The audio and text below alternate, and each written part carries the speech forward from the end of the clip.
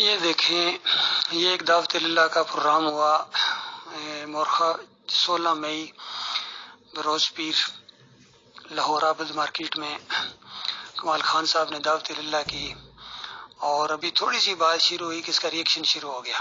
یعنی قوم یہ بات برداشت کرنے کے لیے تیار نہیں ہے۔ اس قوم کے اندر شرک آ چکا ہے اور یہ توحید سے بالکل نا واقف ہے۔ اس کو ہوش ہی نہیں ہے کہ داتا کون ہے۔ داتا کا مطلب روزی دینے والا، عطا کرنے والا۔ تو ان لوگوں کے دماغوں کے اندر یہ ہے کہ ہمیں جو روزی ملتی ہے یہ جو علی اجمیری کی قبر ہے باٹی میں، بس اس کے وسیلے سے ملتی ہے۔ وہاں دیگیں پکتی ہیں، غریب آ کے کھاتے ہیں، لہذا وہ داتا ہے۔ حالانکہ یہ غیر اللہ کی نظر و نیاز ہے، یہ خالص شرک ہے، اور اللہ تعالیٰ نے اس کو قرآن میں 4 جگہ سور کے گوشت سے زیادہ نجس اور حرام قرار دیا ہے۔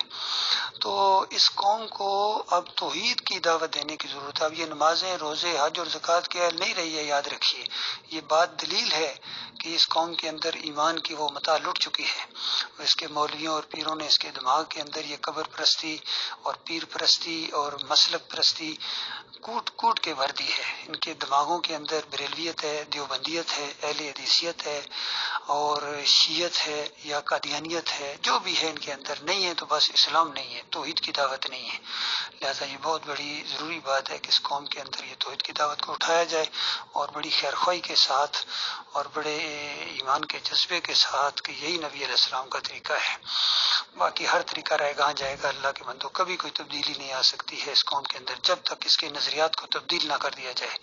ان کے شرک کے اوپر چوٹ ماری جائے، ایک ایک شرک کے اوپر چوٹ ماری جائے، بالکل ننگا کر کے اس کو پیش کیا جائے اور بتایا جائے کہ یہ ہے تمہارا شرک، یہ ہے تمہارا شرک۔ ہاں، داتا کہنا شرک ہے، اللہ کے علاوہ کسی کو داتا کہنا شرک ہے۔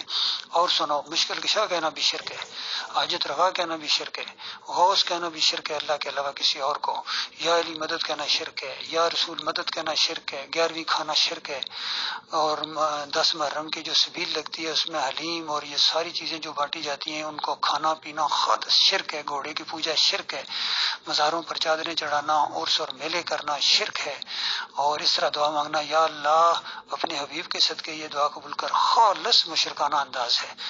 اور پنجتن پاک کے صدقے، حسن حسین کے صدقے اور اپنے حبیب کے صدقے اس طرح کی دعا مانگنا خالص قرآن کا انکار ہے، کفر ہے، شرک ہے۔